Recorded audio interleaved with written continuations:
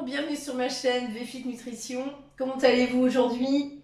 Aujourd'hui, je vais vous parler de nutrition. Oui, ma chaîne n'est pas faite que pour le fitness. Là, on va parler de nutrition, notamment des huiles alimentaires.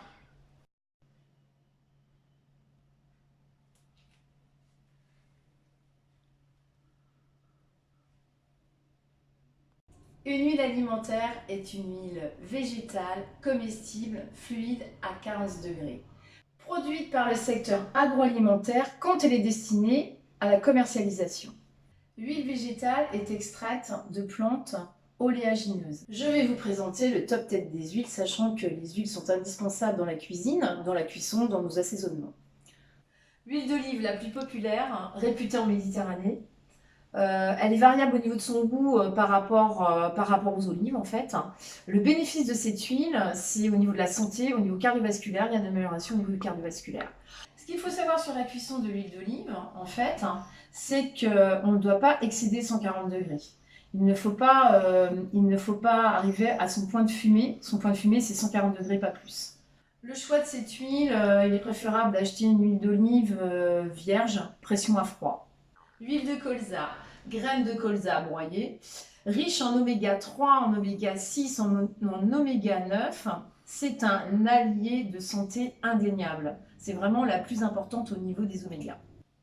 L'huile de noix, très intéressante en goût pour les assaisonnements, les salades. Très intéressante aussi au niveau du cholestérol et au niveau des artères. Elle est intéressante aussi parce qu'on peut la cuire pour des gâteaux, des cakes. Elle supporte la cuisson lors des pâtisseries. L'huile de chanvre, intéressante aussi, oméga 6, oméga 3. Intéressante pour rehausser les plats qui sont déjà cuits. Pour les salades aussi, très intéressante. Mais par contre, l'huile de chanvre ne se cuit pas, ne se chauffe pas. Nous avons aussi l'huile de sésame qui est utilisée pour les cuissons asiatiques, notamment pour la cuisine chinoise. Énormément de teneur en vitamine E et de sels minéraux, dont le sélénium.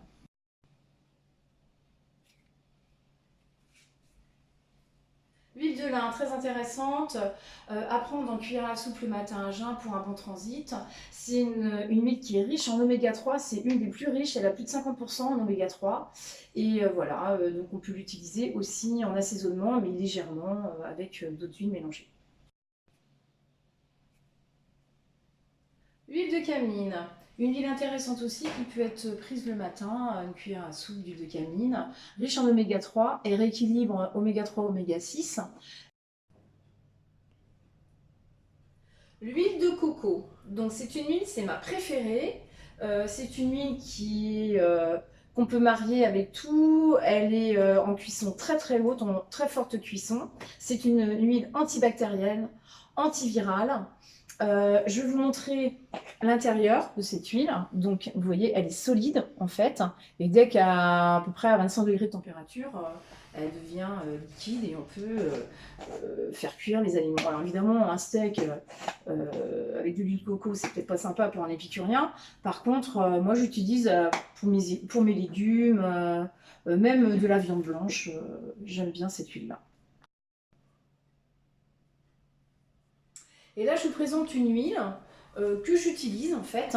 C'est une huile où vous avez quatre produits à l'intérieur. Vous avez de l'huile d'olive, de l'huile de colza, de l'huile de tournesol et de l'huile de lin, qui en fait nous propose de l'oméga 3, de la vitamine E et qui est en assaisonnement pour vos salades et qui peuvent être aussi qui peut être chauffé, mais en cuisson douce. Il ne faut pas excéder 140 degrés. Alors, ce que je peux vous dire sur les huiles, qui est très important aussi, c'est que les huiles sont faites pour des choses bien différentes. C'est-à-dire, si vous faites de la friture, il est hors de question d'utiliser toutes les huiles que je vous ai citées. C'est très important. L'huile de friture sert qu'à frire, en fait. Ça, c'est très important. Et faites attention quand même à la cuisson, parce que c'est ça qui va donner la toxicité ou pas à vos aliments. Autrement, l'huile de coco et l'huile de cendrier, ce sont les huiles les plus fortes pour la cuisson jusqu'à 254 degrés à peu près. Donc là, par contre, ce ne sont pas des huiles de friture, on est bien d'accord. Si vous avez aimé la vidéo, eh bien, partagez, likez et abonnez-vous. Et puis pour les prochaines vidéos, je pourrais parler encore de produits alimentaires, de nutrition, notamment différents produits, si les petites graines, des petits trucs qu'on peut mettre dans les salades, des sels aromatisés et pourquoi pas des modèles de pâtes qui sont vertes. Oui, mes pâtes elles sont vertes chez moi, voilà, c'est comme ça.